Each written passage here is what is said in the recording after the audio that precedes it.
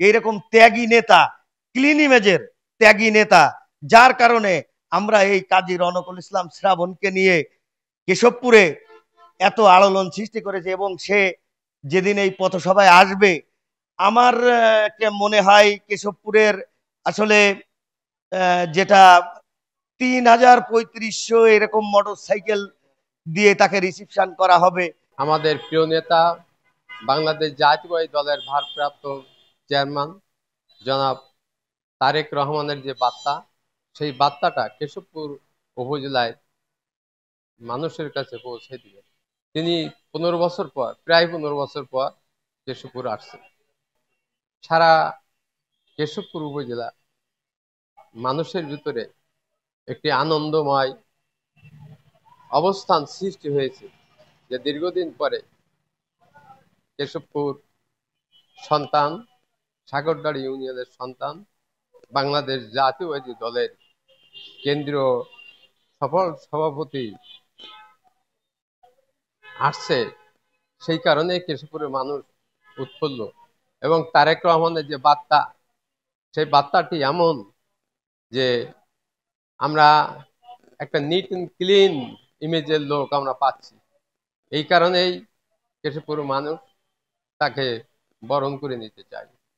তাছাড়া চাঁদাবাজ, সন্ত্রাস, দখলবাজ মুক্ত বিএনপিকে তিনি তারেক রহমানের কাছে উপহার দিতে চান। পরের দিন ২১ তারিখের প্রোগ্রাম আমাদের কেশবপুর উপজেলার সাগরদাড়ি মহাকবি মাইকেল মধুসূদনের স্মৃতি বিজড়িত সাগরদাড়ির কারিগরি কলেজের মাঠে একটি বিশাল সম্মাননা অনুষ্ঠান।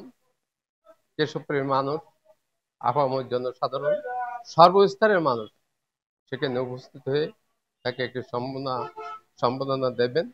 এটা কেশবপুর মানুষের একটি কাম্য। প্রায় ২,০০০ থেকে ২৫০০ মোটর সাইকেল তাকে দিয়ে রিসিপশন করবেন এবং private, micro, mini bus, truck সব প্রায় ১০০ গাড়ি আমরা নিয়ে তাকে রিসিপশন করব। আর ওই মাঠে যেদিন আমাদের জনসভা, ২১ তারিখের জনসভা, সেই মাঠে প্রায় ২৫,০০০ লোক আমরা উপস্থিত হওয়ার আশা করছি। এইরকম ত্যাগী নেতা, ক্লিন ইমেজের ত্যাগী নেতা, যার কারণে আমরা এই কাজী রনকুল ইসলাম শ্রাবণকে নিয়ে কেশবপুরে এত আলোড়ন সৃষ্টি করেছে। এবং সে যেদিন এই পথসভায় আসবে, আমার মনে হয় কেশবপুরের আসলে যেটা ৩,৩৫০ এরকম মোটর সাইকেল দিয়ে তাকে রিসিপশন করা হবে এবং ১০০-র অধিক মাইক্রো পিকআপ দিয়ে তার রিসিপশন করা হবে।